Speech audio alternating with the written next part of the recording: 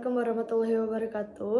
Halo guys, perkenalkan nama saya Siti Anissa Fauzia Mansur. Saya dari kelas PGSD 24A. Di sini saya akan mempresentasikan tugas proyek saya dari mata kuliah Landasan Pendidikan yang berjudul Hakikat Pendidikan dari sesi ketiga.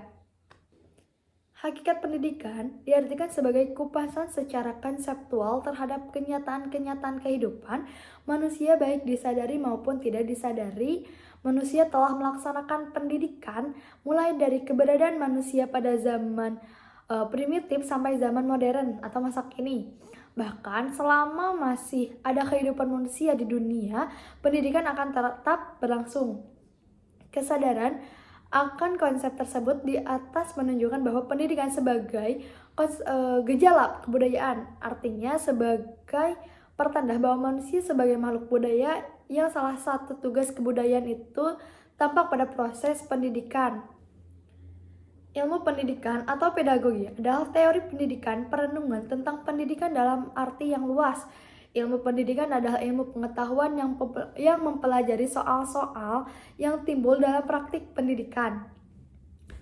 Ilmu pendidikan memiliki objek yang menjadi lapangan penyelidikannya yang terdiri dari objek forma dan objek materi.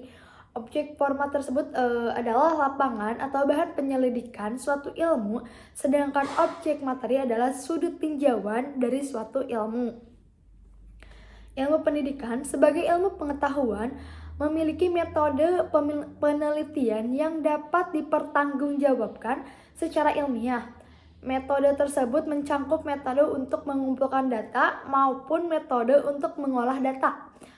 Metode pengumpulan data dapat dilakukan melalui observasi, tes, interview, angket, dan lain-lain. Sistematis adalah susunan persoalan-persoalan yang teratur sehingga merupakan suatu kesatuan yang organis sehingga antara satu dengan lainnya saling berhubungan dan tidak dapat terpisahkan. Pengembangan ilmu pendidikan memiliki dua tujuan. Yang pertama, untuk mengembangkan ilmu sebagai kebenaran teori murni tanpa memikirkan kegunaannya dalam praktik. Dan yang kedua, untuk menghasilkan ilmu yang dapat diterapkan dalam praktik pendidikan sehari-hari. Dengan demikian, teori yang dikembangkan harus memiliki orientasi praktis.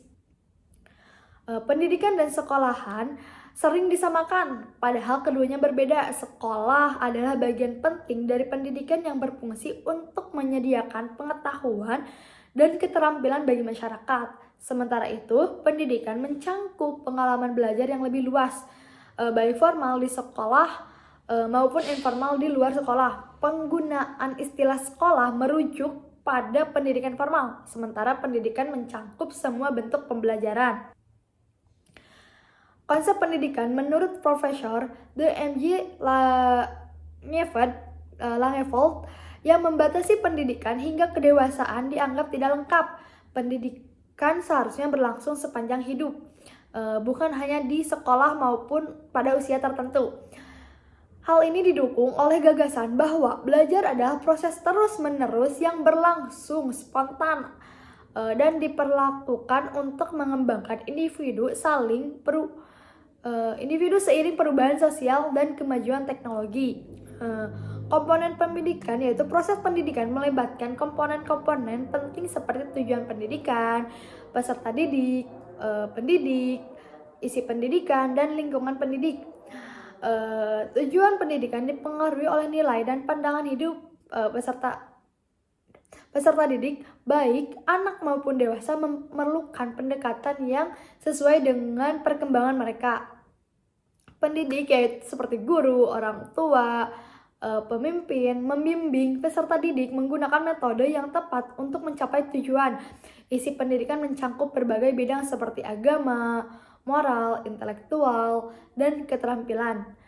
Lingkungan pendidikan, baik yang dapat diubah atau tidak, juga berperan dalam proses pendidikan. Semua komponen ini saling terkait untuk mencapai tujuan pendidikan yang holistik. Sekian dari presentasi saya. Kurang lebihnya saya minta maaf. Sekian, wassalamualaikum warahmatullahi wabarakatuh. Bye.